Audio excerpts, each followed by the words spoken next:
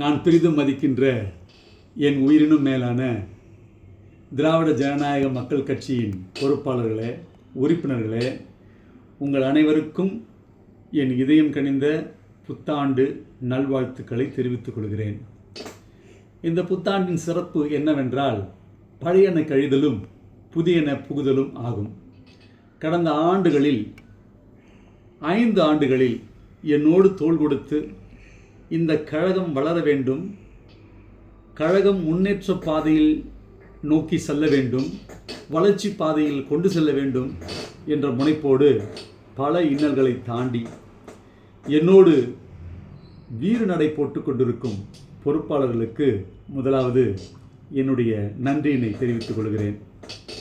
நம்முடைய லட்சிய பயணம் என்பது நீண்ட நெடிய பயணம். அது ஒரு நாளில் முடிந்து விடுகிற பயணம் அல்ல. 10 ஆண்டுகள் 15 ஆண்டுகள் என்று நீண்ட நெடிய பயணம். இந்த பயணத்தில் துணிவோடு எம்மோடு இணைந்தவருக்கு மிக்க மகிழ்ச்சி கொள்கிறேன். ஜெயிப்பவர்களுக்கு என்று ஒரு தனி ஸ்ட்ராட்டஜி இருக்கிறது. யார் ஜெயிக்கிறார்கள் என்று சொன்னால், யார் மிகுந்த கவனத்தோடு இருக்கிறார்களோ, விளையாடுகிறார்களோ அல்லது பொறுப்பாக செயல்படுகிறார்களோ அவர்கள்தான் ஜெயிக்கிறார்கள். ஏதோ ஒரு பாயிண்டில் கவனம் சிதறவிட்டவர்கள் கூட ஜெயிப்பதில்லை. அதுபோல நம்முடைய கவனத்தை நாம் சிதறவிடாமல் வருகிற 2026ஆம் ஆண்டில் நம்முடைய கட்சியை பிரகடனப்படுத்துவதும், நம்முடைய கட்சியை நாடெங்கும் தெரிவிப்பதும், நம்முடைய கட்சியை வெற்றியின் பாதையில் முன்னோக்கி சென்று வெற்றிக்கனிகளை பறிக்க வைப்பதும் நம் ஒவ்வொருவருடைய கரங்களில் தான் இருக்கிறது. நம்முடைய கவனம் சிதறாமல் யாரை பின்பற்றுகிறோம், எந்த லட்சியத்தை பின்பற்றுகிறோம், எந்த இலக்கினை பின்பற்றுகிறோம் என்பதில் நாம் குறியாக இருக்க வேண்டும். நம்முடைய லட்சியம் என்பது அடித்தட்டு மக்களுக்கு, தாழ்த்தப்பட்ட மக்களுக்கு, பிற்படுத்தப்பட்ட மக்களுக்கு, அதுவும் குறிப்பாக கிறித்துவ மக்களை அரசியல் மையப்படுத்த வேண்டும், அவர்களை நம் நாட்டின் மன்னர்களாக ஆளுகை செய்ய வைப்பதும், அடித்தட்டு மக்களும் அதிகாரத்தை நுகர செய்ய வேண்டும். அதுதான் எம்முடைய முதன்மையான லட்சியம். எம்முடன் இணைந்து இந்த லட்சிய பாதையில் பயணித்து கொண்டிருக்கும் என் உயிரினும் மேலான உடன்பிறப்புகளுக்கு இந்த புத்தாண்டில் வாழ்த்துக்களை தெரிவித்துக் கொள்வதில் மிகுந்த மகிழ்ச்சி அடைகிறேன். இந்த புத்தாண்டின் ஒரு செய்தியாக ஒன்றை மட்டும் கூறிக்கொள்ள ஆசைப்படுகிறேன். எப்பொழுதும் மனிதனுடைய இயல்பு என்னென்றால், மற்றவர்களை குறை கூறிக்கொண்டே இருப்பார்கள். நான் என்ன சொல்கிறேன் என்றால், மற்றவருடைய குறைகளை பார்க்காதீர்கள், கூடுமானவரை மன்னித்து விடுங்கள், மறந்து விடுங்கள். இந்த பூமியில் பிறக்கின்ற ஒவ்வொரு உயிரினமும் ஏதோ ஒரு குறைபாடோடு தான் பிறக்கிறது. ஆனால் இந்த பூமியிலே நாம் வாழ்கிறவர்கள் மிகவும் பலவீனமானவர்கள், ஏதோ ஒரு வழியில் தவறு செய்கிறவர்கள். மன்னிப்பு கேட்கிறவன் மனிதன், மன்னிக்க தெரிந்தவன் மாமனிதன்.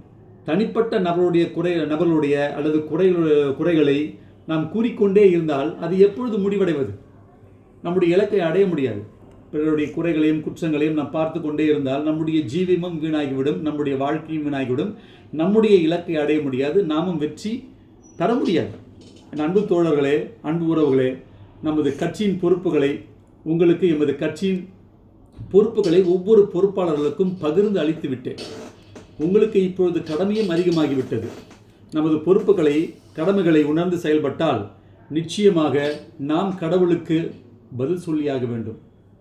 நிச்சயமாக கடவுள் நம்முடைய கணக்கு கேட்பார்.